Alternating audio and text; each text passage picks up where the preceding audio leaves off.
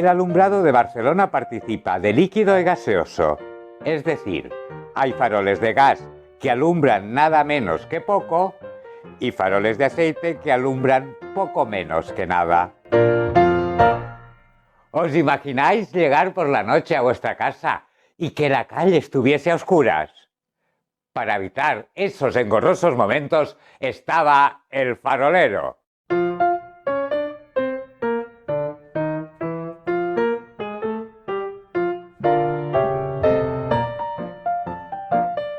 Los faroleros iban uniformados con un blusón y una gorra con visera en la cabeza. Parecían empleados públicos, pero en realidad no lo eran.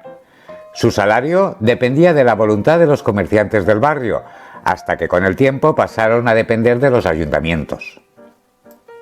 El farolero se ocupaba de encender y apagar el alumbrado de las calles a él asignadas. Para ello iba provisto de un chuzo, un pito, una linterna, una escalera, alcuza o aceitera y paños para limpiar los cristales de los faroles. Su salario laboral transcurría desde el anochecer hasta primera hora de la mañana. Muchas veces, además de encender las farolas, que primero fueron de aceite y después de carburo, también daban las horas. Y si encontraban algún malhechor, también podían llevarlo al cuartel o a la cárcel. Y durante la ronda se comunicaban entre ellos a voces para dar cuenta de cualquier incidente. Un incendio en alguna vivienda, si hacía falta una partera para una parturienta. Thomas Alva Edison y las farolas eléctricas acabaron con el oficio, hasta desaparecer de nuestras vidas en la primera mitad del siglo XX.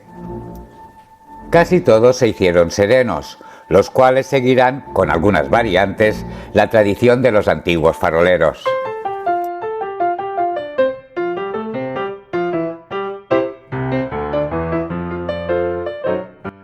Los serenos fueron una figura nocturna habitual en todos los barrios hasta los años 70. La profesión de sereno se había generalizado durante el siglo XVIII. Se cree que el primer cuerpo de serenos se formó en Valencia a iniciativa de su alcalde, Joaquín Fos, a fin de emplear a los trabajadores de las pirotecnias, que se habían quedado sin trabajo tras una prohibición de la fabricación y uso de fuegos artificiales. Los serenos sabían de primera mano si se ofertaba alguna plaza y enseguida se apresuraban a presentar a un familiar para el cargo. Por ello solía heredarse el oficio de padres a hijos. Para obtener el empleo debías medir más de 1,52 m, tener entre 20 y 40 años, una voz potente, no haber cometido ningún delito y no estar trabajando en otro oficio para poder rendir bien por las noches. Eran retribuidos por el vecindario y los propietarios de las tiendas, hasta la creación oficial del cuerpo de serenos en 1786. Se trataba de hacer las rondas asignadas y vigilar el barrio para ayudar a cualquier vecino que lo requiriese. Te abrían el portal de tu casa si te habías olvidado las llaves. Controlaban que no hubiesen robos o cualquier otro desorden público. Y hasta la aparición de la luz eléctrica controlaban, como los antiguos faroleros, el encendido y apagado de las farolas. También daban la hora cada 30 minutos e informaban si llovía o hacía sereno. Solían pregonar: ¡a las 12 en punto y sereno! De ahí quedó la expresión sereno. Los serenos vestían una larga capa y para ejercer su trabajo estaban provistos de una linterna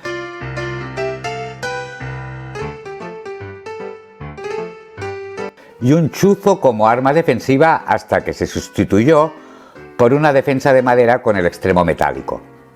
En su cinturón, un gran aro abrasaba las llaves de los portales. El silbato era esencial para dar el alto a un sospechoso o avisar a las autoridades si era necesario. Siempre despertaban a medio barrio, que intentaba no prestarle atención para volver a conciliar el sueño. De aquí nació la expresión: le hace menos caso que al pito del sereno.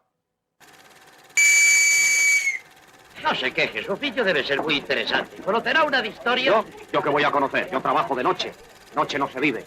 Duerme. De noche. ¿Qué es lo que sucede de noche? Nada. Lo único interesante que hace la noche es amanecer. Se ve que no le gusta el oficio. ¿Cómo va a gustarme? Estoy desesperado.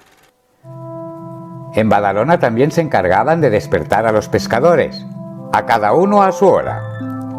Lo sabían porque cada pescador dejaba en el picaporte de su vivienda una cuerdecita con un nudo, con 2, 3 o 4.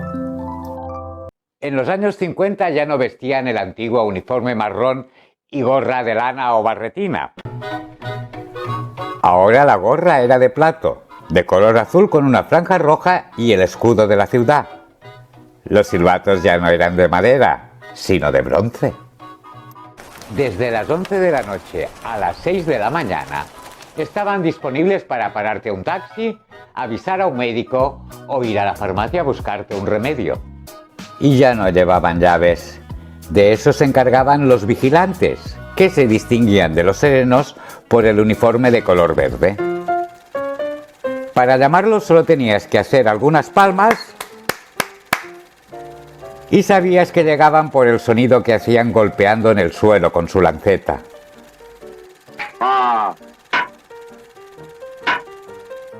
Son ellos los que te abrirán ahora el portal de tu casa a cambio de una propina.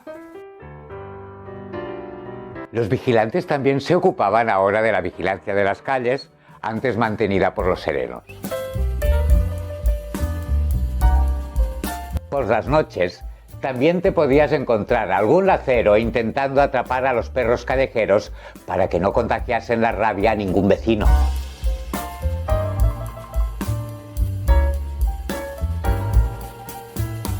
Con la invención del portero automático y el uso de las modernas llaves pequeñas y planas, mucho más prácticas que las de toda la vida, la figura del sereno fue desapareciendo de las calles de Barcelona hasta la disolución del cuerpo.